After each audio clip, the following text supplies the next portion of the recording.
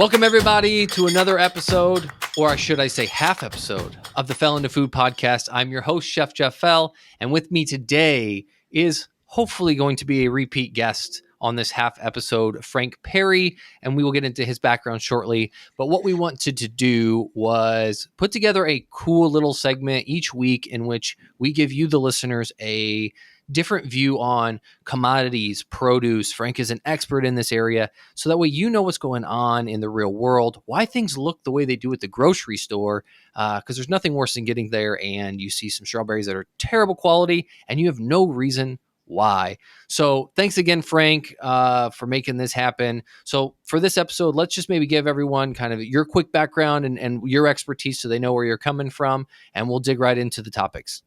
Okay, yeah. No, it's great to be here. Thanks for having me.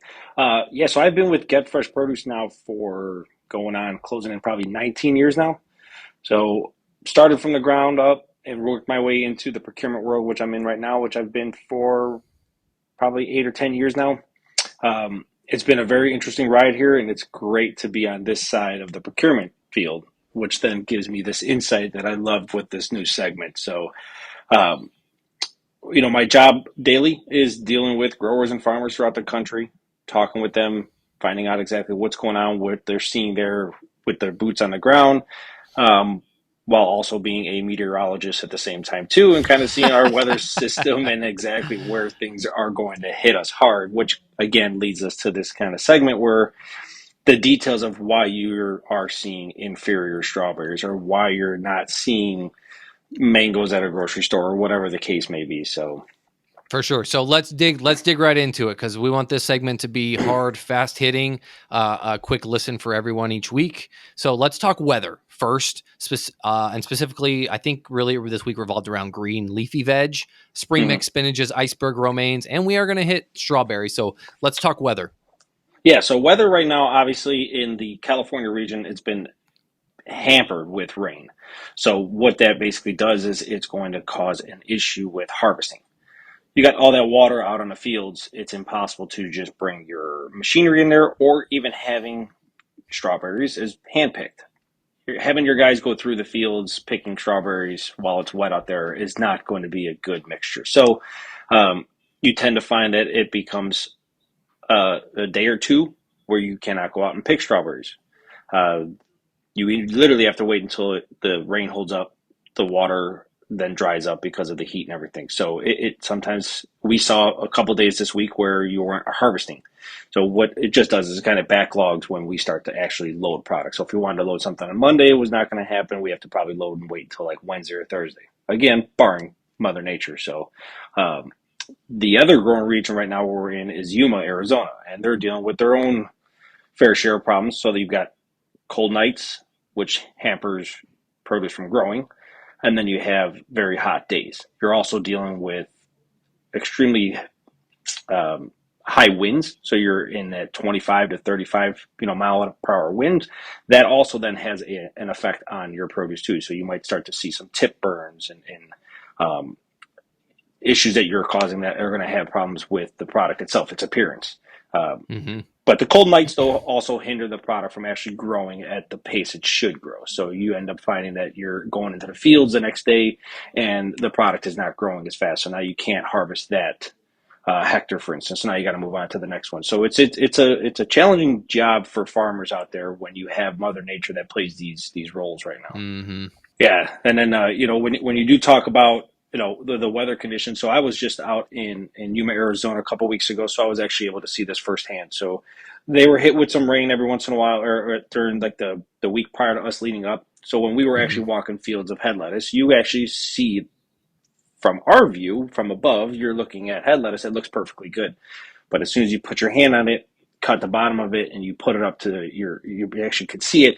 You see that the outer skin starts to have a mildew.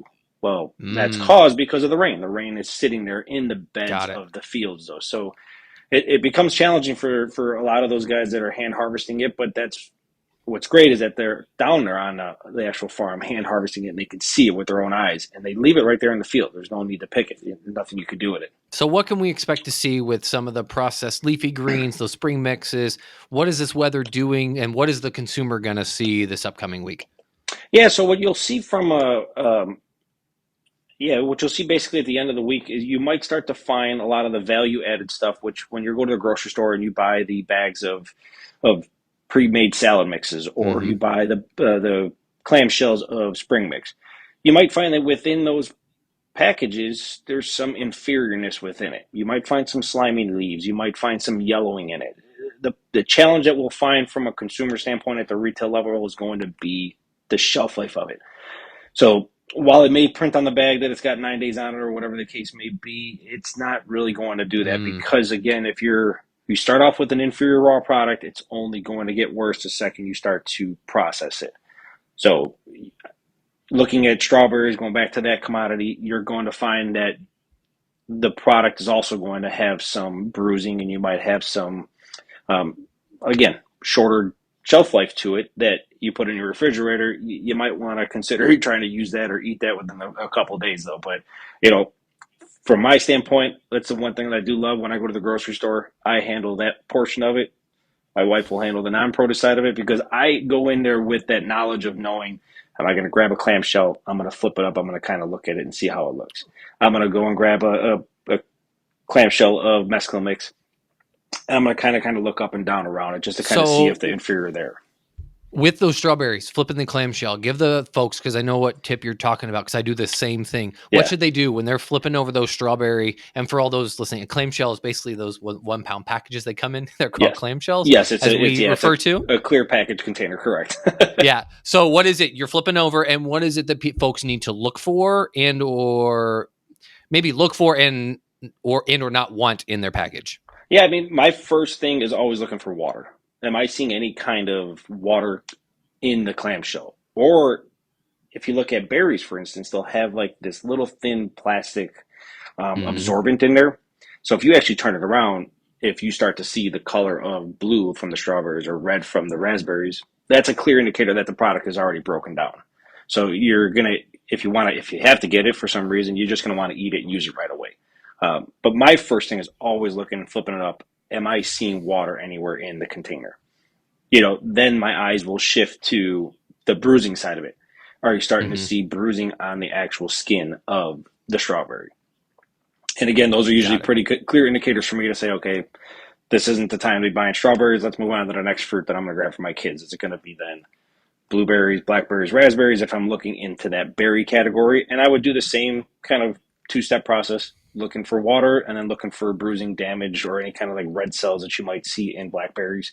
But if I'm seeing it in any of those berry categories, I do then shift my attention to something else for my kids. So I'll go out and buy apples, pears, oranges, something else. And it might just not be the week for berries for lunch this week. So I will shift gears and go to a different fruit for them.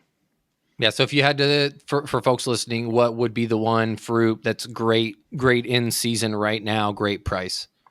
Yeah, I mean, apples are always going to be a good one. Pears are always a good one. This is product that had been harvested back in August, September. Yeah, it's all storage fruit right now. They sit inside of a CA room, which is a controlled atmosphere environment. Mm. Then you're not going to really see too much of quality issues when it comes to apples and pears right now. Those also don't have the factor every day or every week with Mother Nature.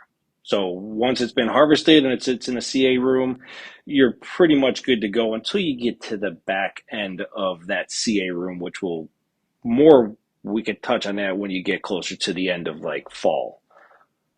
Right. Cool. And then going back to the leafy greens. So you're saying that premix stuff, you're probably going to get some breakdown in those packages, which then leads to all the product breaking down faster. So would you suggest then probably looking at some of the raw products, those raw heads of Correct. leafy greens, and breaking down yourself to really extend your shelf Yes, life this correct, week? exactly. So if we were to want to go ahead and buy some chopped lettuce or chopped romaine of any sort, and I'm seeing that in the bag or in the clamshell itself, you're right. If I see it there and I still want to have lettuce for dinner that week, I'm going to go ahead and just buy the raw head of head lettuce, or a 3 count romaine heart. So then you can actually see the visibility of it from the outside.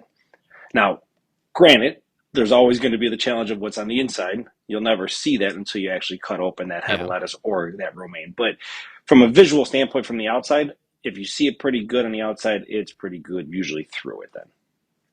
Perfect. Awesome. Those are the topics this week. Hard hitting. If there's any commodity products, fruits, veggies, or any other, again, commodities, let us know. We want to know what you want to hear about. So drop me a line, shoot me an email, post a comment. We'll put everything in the show notes for this week on all these topics. Strawberries, those leafy greens. Thanks, Frank, for coming on week one. Yes, love it. What I just keep referring to as the half episode because we don't know what to call it yet. We'll get there, but this is where you're going to get all of your produce needs and info. So until next week, take care. Take care, everyone.